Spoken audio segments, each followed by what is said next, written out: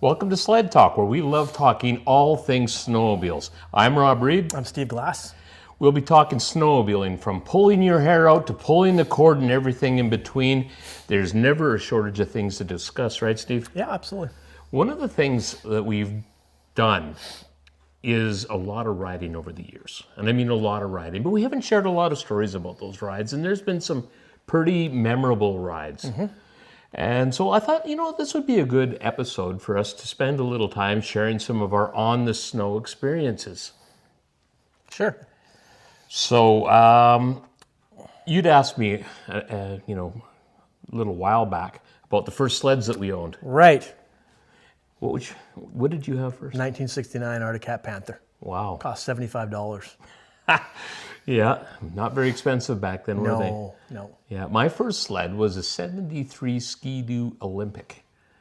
And we talked about how those old sleds never turned very much. Is that the one where you had a hockey stick for a handlebar? That's the one where, I was trying to turn it, and I was pulling so hard I actually ripped the one side off, and so I whittled down a hockey stick and stuffed it in there, drove a bolt through it, and that was my handlebar for the rest of that particular season. That's the one. Yeah. Yeah.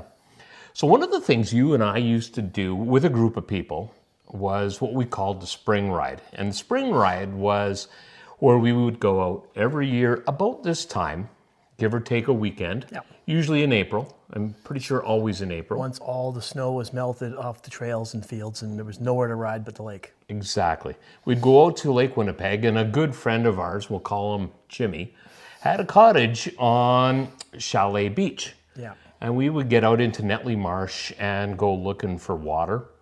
There was some pretty huge snowdrifts still in the trees. Oh, yeah. 10, 12 feet high. Absolutely, yeah. Lots of fun climbing those. And often I remember, even the snow being stuck in all those cattails and, kind of those swampy there was definitely areas. places to get stuck and lots of cliffs and deep powder. Yep, 100%. There was lots.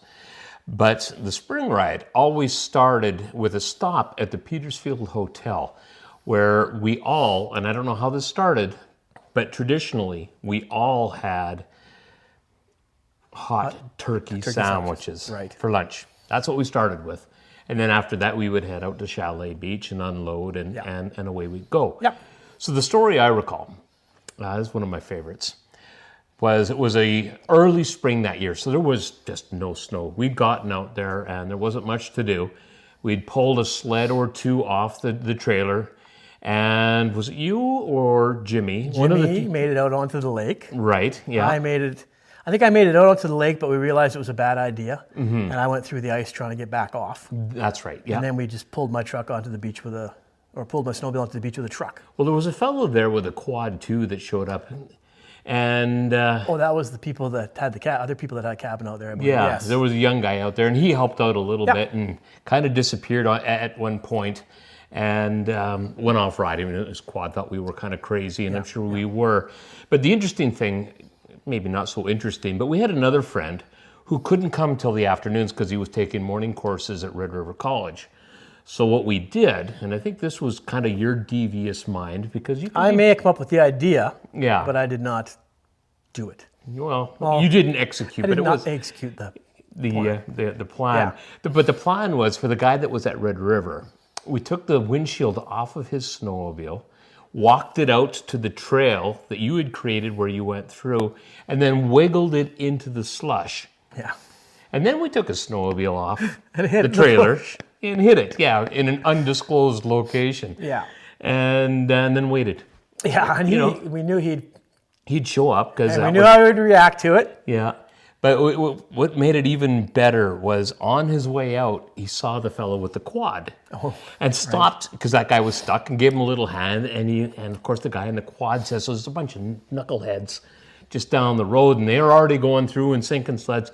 So he shows up. Do you remember? He was so excited. You know what? Which one of you idiots has already sunk a sled, and what's going on? And he was so pumped up about all that. Yeah. And we said, you know what, Tommy? We don't know how to tell you this. And I don't know who actually broke the news. But we said, you know what? We were trying to be helpful.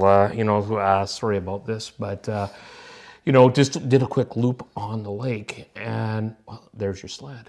And he looks over immediately, sees the windshield, looks at the trailer, sees his sled missing, and I think, he loses it. yes. Loses it. Like anyone that remembers Brother Jake in The Champ, Yeah. he lost it. He went back into his vehicle. You remember that? Drove down to the front of the cottage, locked himself in there, called his wife, and it took us, I think it was like 4 hours to talk him off that ledge and get him back out. That was with us even pulling his sled up and showing him what we had done. Yeah. Oh yeah, he was just absolutely purple. One of the best gags we've ever pulled. It for sure, yeah, it worked well. Yeah, we absolutely caught him. Yeah. Yeah. And that was the end of the ride. That was the end of that ride because really, as I said earlier, it was so warm, there was just nowhere to go. Everything was wide open, so that was the end of it. We just spent the weekend reminiscing. My worst experience on a spring ride started out as a great spring ride, Yep. just cruising the edge of the lake and having fun, and we made it all the way to the, It was just you and I. We were together. on the one where I Yes. dumped my sled. There was, well, in the end, there was a large group of us. Oh, yeah, well, we went and got some people. Yeah, okay, yeah. So we rode to the Red River, to the Yeah, mouth of right the at the river, mouth of the Red River. Yeah. and we just sat around there. I think that's when everybody kind of caught up to us, but they all took off. Yeah. And just as I was turning around to head back, my sled, the ice just busted away from under my snowmobile. Everything just And I went disappeared. in, and I think you yanked me out of the river, Yep. and my sled just sunk down about 15 feet. And everybody came back to see what was going on while we were standing there. That chunk of ice Well, broke you were away. wet from about the hips down. Yeah, that's- like I was- honest to God, if you'd gotten a little more speed, you would have not gone into the water. I mean, you were ready to run right across the top. I mean, you were moving. Yeah, and the sled was only 2 years old. It was my 98 Mach 1, Yeah, and I was ready to dive in for it. I remember that. In fact, Tommy from the previous story was with us, and he said, "You know what? I've done scuba diving. I've done all kinds of diving. Let's just get a rope to tie it around my waist. I know how to dive. I'm going to go in and get it." Yeah. And we just said, "Absolutely not. That water is frozen. You're not doing that." I was ready to. Yeah, I know that. Well, I mean, we were busy. Again, got him busy because there was some sort of a fish cleaning shed or something there. Yeah. We got a fire going in the wood stove and Got me. started drying you out and all that. Then we found a nice big long pole and a hook. Yeah, poked around until we thought we knew where it was, Yeah. and then tied a hook to the tree and a rope, Yep. and Tied it on there. Tied That it hook on on there, there. good and tight. Yeah. poked around until it hooked onto something, which I thought we'd never get it back, Yeah. and hooked the ski tip, pulled it out. And I remember we're pulling it up and we're going, "Is this ever easy? Yes. My God, this isn't hard." And then it broke the surface. And there was only a couple of us there then, and we had to stop. We couldn't get it out of the ice. Yeah, it broke the surface and it turned back into a soaking wet 600-pound snowmobile, and we had to be able to lift that. So we managed to hold it there Yeah. until we got enough ropes and come-alongs yeah. and all that to bring it back up on the surface. Yeah. And Got it out of the water. Yeah. It was probably down about 15 feet for Easily about 15 feet. 4 hours, 5 hours. all of that. Yeah. And then we were towing it back to the cabin, and everybody was getting mad at me because I wanted us to get it back. Right. But it was slushy and wet, and the snowmobiles kept getting stuck. And finally, you guys Burning out belts. burned out belts, Everyone's getting a little choked, yeah. and you made me leave it on the lake. Yep. And the next morning, the fog was so thick, I didn't think we'd ever find it, Yeah. but we did. We did, and we got it back. And, Yeah. and then from there on, I think you had 3 years that every time it got cold, your seat froze because you never did get all the water out of it. Nope, that was a different sled that I bought. Okay. I bought new foam for that one after the first sled I bought. So where that you already happened. learned Yeah. your lesson. But I mean, I did have it running the next day. I had it all dried out and running the next I day. remember, and yeah, pulling the exhaust put a off and draining the water out. a million miles on that thing after that. But yeah. Yeah. You got away with a really good one there. I mean, And- you got lucky. There was about a 2-inch long scratch in it that I got to blame one of the guys about for the rest of his life. Well, not Right. the rest of his life. rest of the sled's life, anyway. Yeah. Every time we were around it, I'm like, look what you did to my snowmobile. Yeah, you scratched it when you were poking around at the bottom of the lake trying Yeah. to pull it up. Yeah. Yeah. So a couple interesting spring ride stories we've got.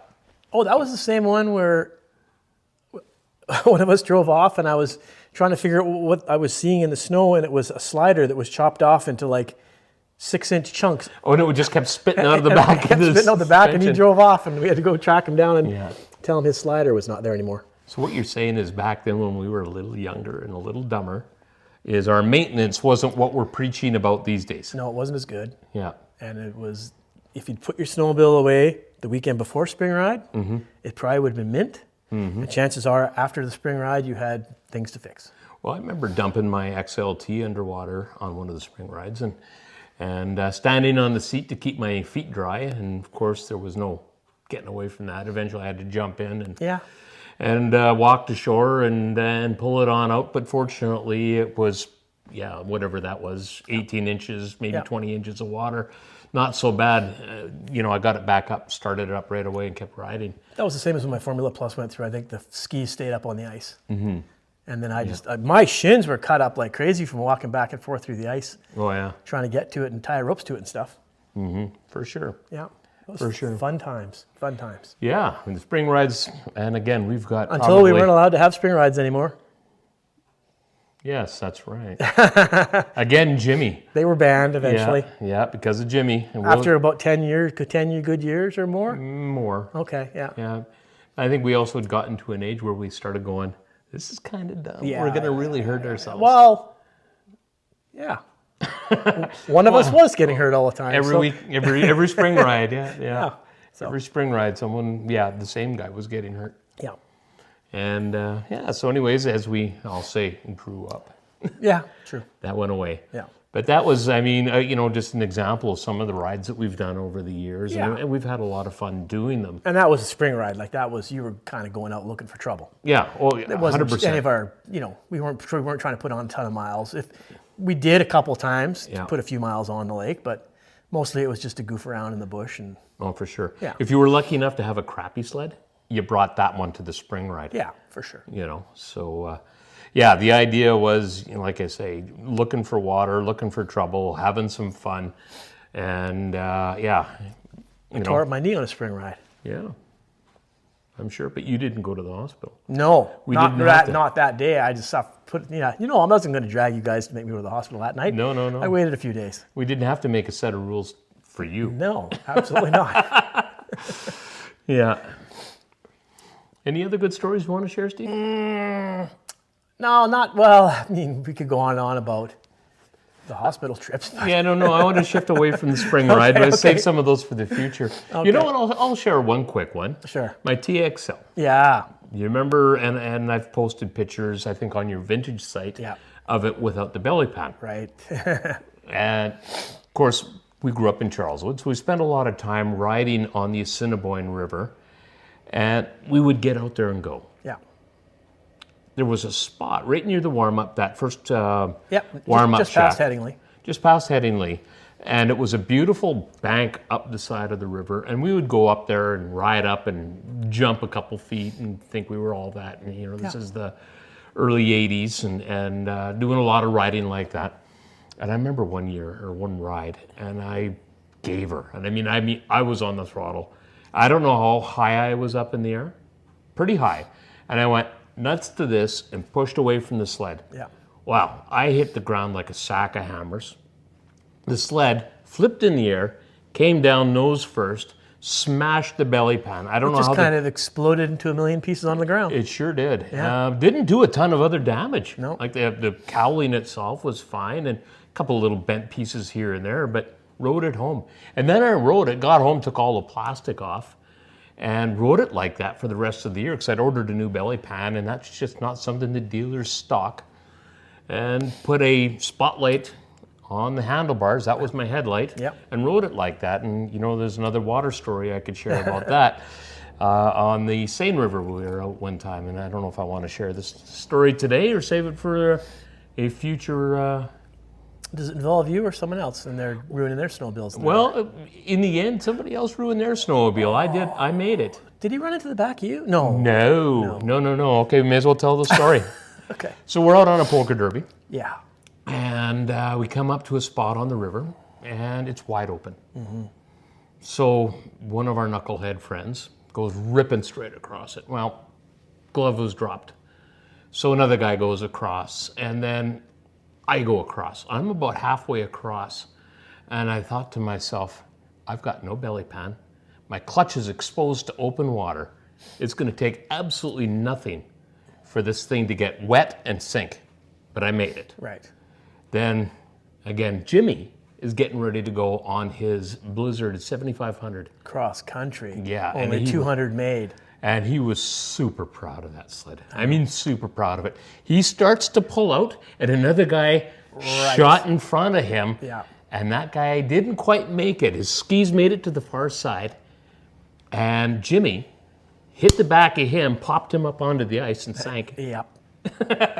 And again, the water was, I'll say, waist deep at that point. Deep enough to take out the electronics on the snowmobile. Yeah, but He never ever ran good ever again after that day. Fully submerged the sled. Yeah. And then another buddy of ours jumped into the water and then we flapped around and then finally got a rope and we pulled it out. But you're right, that sled never ran right after that. That was going back to when poker derbies were a lot more fun because we talked about poker derbies before and how they're just racing from like rec hall or hotels to hotels and whatnot. And at that one of the check stop was somebody's house. That's right. And he got to put all his clothes in the dryer. Sat there basically with the towel wrapped around himself. In their basement for a while the clothes were drying. Yeah. We sat there for an hour waiting for clothes to basically dry, and then we had to double them because his sled wasn't moving. Yeah. Had to finally come back there later with the trailer and pick it up. And that was the problem. Never got fixed with that thing. He ended up trading it in. Yep. Back in the day when we didn't realize that there was only 200 of them made. Yep. I would die to own that snowmobile now. For sure. And I'm sure the problem was solvable. We just didn't have the it was knowledge at the time to fix it. Yeah. You know. Yeah. No shortage of things that we did. You know what? One of these days I'll repost that picture of my TXL without the belly pan because that was kind of a iconic kind of picture for me anyway. Yeah, it looked like a bit of a drag racer. Yeah, it was pretty cool. Yeah. Yeah. Of course, my front bumper was my exhaust pipe. Yeah. Yeah. All right, Steve. So we always get into a part of the show here where we start talking tech tips. What do you got for us? Oh, yeah. I was trying to remember what we talked about. You don't remember? No, I do now. Okay. Just on the older machines, I'm going to say anything up to mid-2000s. I've got so many of them rolling into my shop where the pickup line is rotted in the tank and it's gone. And the person's complaint will be that the sled will only run until it gets to half a tank of fuel and then it won't run anymore. Or if you're going up a hill, it'll die. Yep. And I've just gotten to the point where every older sled comes in here, I pull the pickup out of the tank and a lot of times it's gone. It's just gone. It's super simple, easy repair. New piece of fuel line, new filter. So how do you get your hand in through that little wee hole? I mean, You don't. I'm always really curious about that. Like, you got a little neighbor's kid that comes over and can... No, you gotta just fish it in there with a wire, man. And then how'd you get it onto the... You have to, like I just did one the other day, you have to put the filter on the line, put the line in the mouth of the tank, wiggle it around till it comes out where the grommet goes. Right. Then you can slide the grommet and the fitting on and push them back into the tank and then push the line into the tank. And then it's good to go. Unless it's some of the Articats with the big, huge mouths on them, you can get your whole hand in those. Yeah. Yeah, you have to do the fuel pumps through What is it about Articats and big mouths? I don't know what it is. But I'm going to bash your Polaris now. What? 9 out of 10 sleds that I have to do pickup lines on are Polaris. And I posted that and got a real razzing because every brand does it, which is true, every brand does do it. But I think there's something about the fuel line they used back then or something. Yep. But it seems like it's mostly Polaris. And if it's like, I think that's a 93 Indy Trail over there, and same thing. There was nothing left, no pickup line left. And sometimes you can't even scoop it out of the tank. It just crumbles to dust. It's Yeah, amazing. to nothing. Yeah. Thank God for fuel filters. Yeah. Well, you know what happened to my kids? I got them years ago. That Indy Sport little 340 was a great starter sled for the kids, but that happened to that sled. Oh, that's super common, and people overlook it because you don't think it's not getting fuel. Right? Yeah, what's going on? Yeah. Here? Yeah. Oh, my fuel pump's packed it in. Something like that. My carbs are. Yeah, exactly. Yeah. And I mean, I mean, you can usually see it. You can usually just open the tank up, put a flashlight in, and see if the line's still So there. you or don't not. use a match anymore? No, I don't use a match. No. Okay. Anymore. Never. All right. Yeah. And Steve, what have you got for us for a product today? SPI pistons. SPI. It could be SPI or SPX. They're really the same thing. They're made in Taiwan. Right. And they they're probably one of the most common pistons out there, and their price is super reasonable. They're cast piston, and they get a little bit of a bashing by some people, but not everyone. A lot of people know that they do work really well. I've used these. I've used them in everything. I've never used anything but these, and I've had them in Sled's 800cc triples and stuff like that are 130 horsepower and stuff, and I've never had a piston fail. Right. Yeah. Those are really basic. They haven't got any of the graphite or whatever it is, the Teflon coating on them. Those are going into Indy Trail 440. Okay. Yeah. But it's a decent brand. Right around $100 a piston kit. About half the price or even better than that of a Wiseco or something like that. Right. And pretty forgiving piston. And I think they're a really good brand. So they're a piston that, as long as you do a proper warm-up, engine warm-up. Any brand, but definitely have to do a good warm-up on it, yeah. Yeah, because, again, both of us have seen this many times, is cold seizures, which is the result of not warming up your engine properly. Yeah. In fact, the sled my daughter has right now, we bought with a blown motor that had a cold seizure. So we knew what the problem was, and it was an easy rebuild, and we bought the sled priced correctly with a blown motor. Yeah. And she's put a couple thousand miles on it since we've rebuilt it. So I know that the engine's solid. Yeah, when you pull the pistons out, you can see if they've cold seized or not, because they'll have 4 distinct score marks in them where the water passages are in the cylinder. Yeah, for sure. Yeah, it's a real Doesn't usually cause a whole lot of damage, but it'll stick the rings and then you lose compression and you're done. Yeah, I mean, over the years, I've started creating quite a little collection of pistons from big to small, from my 800 down to, I'm going to say the 340 that I had at one point. So, put it over the years, many, many pistons into sleds. I mean, again, part of why we talk about pulling your hair out, because sometimes you just can't figure out why your engine keeps blowing up. Yeah. Most important thing when you're pulling the motor apart to do it is sometimes you don't, but try to know what happened so you can correct it. Like four corner C's or cold C's, you can tell. If it doesn't have oil, you can tell. If it's lean, you can tell by looking at the pistons. Yeah. We should you know what, I'm going to start saving up pistons. Yeah. And then, what are you going to do with them? I'm going to make it so that I can show what it looks like when there's a lean C's or oil C's or a 4 corner C's. Okay. All right, good idea. Yeah, I'm going to start saving up pistons. By next year, I'll have a collection. Like nothing. Yeah. Well, I mean, when we were young, there was oftentimes we didn't have, first off, the knowledge we have today, and we certainly didn't have the facilities. And I remember I had that Indy 400, and that engine drove me insane. I mean, insane. But I guess rebuilding an engine in the back of your pickup truck in the parking lot of the apartment you live in isn't necessarily the best conditions for rebuilding a motor. I will almost guarantee your motor needed crank seals, because I don't think probably ever once did you look in the bottom end. It was just put pistons in it, right? Yeah, every time. And it probably had bad crank seals, and it was probably just leaning out and killing. Yeah, it was killing me, I'll tell you. My 81 SRX, that motor went down 5 or 6 times, but they were legendary for that. Nowadays I go, man, I wish I had that, because maybe I could make it survive now. Right. Back then, no. Yeah, for sure. Well, I mean, Yamaha engineers were having trouble with those, but it's funny. My niece was out riding with us a couple of years ago on a weekend that was between Christmas and New Year's out at the lake, and we had invited her and her boyfriend out. You just met him recently, and she was having a hard time riding the sled, and I just looked at her and said, you need to get seat time. Nothing beats seat time. And it was really funny. She was over a couple weeks ago, and she says, Uncle Rob, I've got the seat time in now. and she was talking about the type of riding she was doing, how much she was enjoying it, just her comfort level because she got the seat time. Had she ever done much riding before this? A little bit. With her dad, but it just seemed like every time this poor kid got involved with a snowmobile, something happened. She'd crack a tree. One day, you remember that Ski-Doo from hell that I had, the green one. I'm having a hard time starting it, and I'm pulling, and she comes up behind me to see what I'm doing.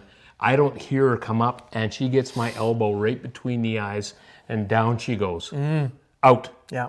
The poor kid. You knocked out your knees. Nice uncle. Yeah, good uncle. We still kind of chuckle about that a little bit because now we can laugh at it now, but when she was a kid, it wasn't so funny. But and again, we did a lot of things, but now she's got the seat time. Where I'm going with this, Steve, is the mechanical time. Like we spent a lot of years buggering, trying. We've talked in the previous episodes about changing cleats outside in the winter time in the 70s. And how we've progressed as mechanics and the things that we've done and learned. Sometimes the easy way, sometimes the not so easy way, but it certainly has given you an opportunity to create Performance Supply now and the good work you do here. And with that said, I'm going to say thanks for joining us today. I hope you've enjoyed the show as much as we have. We've had some good laughs sharing the stories. Remember that snowmobiling is all about performance, and Performance Supply is all about ensuring that you have a great snowmobiling season. Thanks, Steve. Thank you.